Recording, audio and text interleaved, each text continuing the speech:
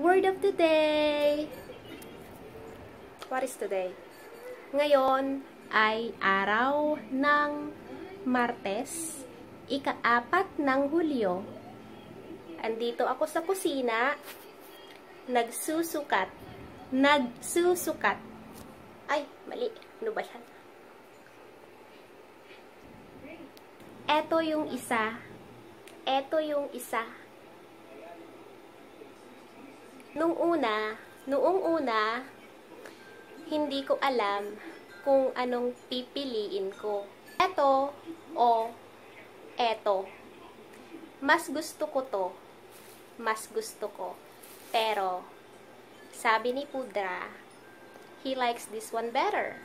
Okay rin naman ito. So, I decided to get both of them. Yung isa, pwede sa tag-init. Yung isa, pwede sa tag-init. Kagaya ngayon, summer.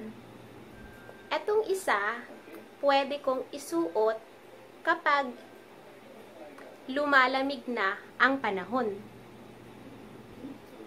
At andito ako sa kusina, nagsusukat kasi plano kong labhan sila. Kasya naman. Laundry time. Kayo, gusto nyong isukat? Tapos na.